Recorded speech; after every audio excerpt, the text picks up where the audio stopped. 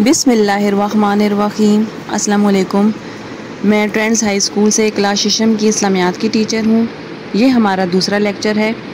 Students, पिछले lecture में हमने सबक नंबर 1 अल्लाह ताला पर ईमान, पढ़ाई की तफसील और तफहीम, सवाल नंबर 1 दुरुस्त जवाब पर टिक का निशान लगाएं और सवाल नंबर 2 मुख्तसर जवाब दें की रिवीजन को मुकम्मल कर लिया था। आज हम अपने जायज़े के सवालात की रिवीजन मुकम्मल करते हैं। सबक अल्लाह ताला पर ईमान, जायज़ा सवाल, दर्ज सवालात के तफसीली जवाबात लिखें। सवाल नंबर 1 है, अक़ीदे तौहीद से क्या मुराद है? जवाब, मुसलमान कलमे शहादत के पहले हिस्से में इस बात की गवाही देते हैं कि अल्लाह ताला के सिवा कोई इबादत के लायक नहीं, वो एक है, उसका कोई शरीक नहीं। ये दीन इस्लाम का सबसे पहला और बुनियादी अक़ीदा है। दीन की इस्तिलाह में इसको अक़ीदे तौहीद कहते हैं, यानी इस बात की गवाही देना कि अल्लाह ताला एक है, उसके सिवा कोई इबादत के लायक नहीं, उसका कोई शरीक नहीं। ये अक़ीदे तौहीद कहलाता है।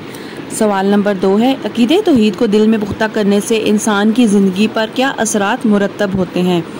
जवाब है, अक़ीदे तौहीद को दिल में पुख्ता करने से इंसान में इस्तिकामत और बहादुरी का जज्बा पैदा होता है और वो सिर्फ अल्लाह ताला से ही डरता है। हमें चाहिए कि हम अपने दिलों में अक़ीदे तौहीद को पुख्ता करें, क्योंकि यही दीन इस्लाम की बुनियाद और हकीकी कामयाबी का ज़रिया है। अगर एक इंसान अक़ीदे तौहीद को दिल में पुख्ता कर लेगा तो उसमें इस्तिकामत बहादुरी का जज्बा पैदा होगा।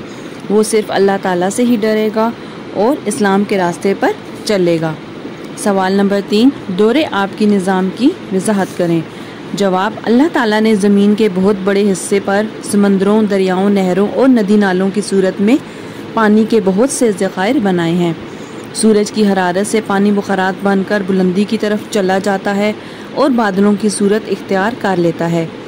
ये बादल हवा में इधर उधर तैरते रहते हैं। जब बादल किसी ज़्यादा ठंडी जगह पर पहुंचते हैं तो उनमें मौजूद नन्हे कतरे ठंडे होकर एक दूसरे से मिल जाते हैं तो कतरों की सूरत में बरसने लगते हैं। बारिश का कुछ पानी ज़मीन के अंदर जज़ब हो जाता है और कुछ नदी नालों और दरियाओं की सूरत में समंदर तक पहुंच जाता है।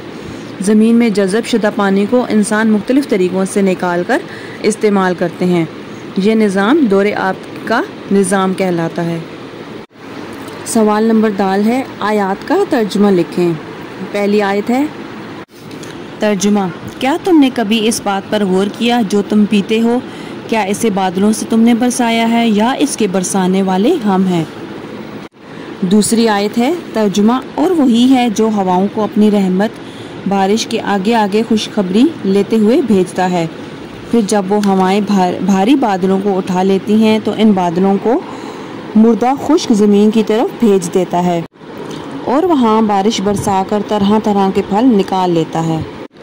स्टूडेंट्स, ये हमारे जायज़े के सवालात हैं जिनकी आज रिवीजन हमने मुकम्मल कर ली है।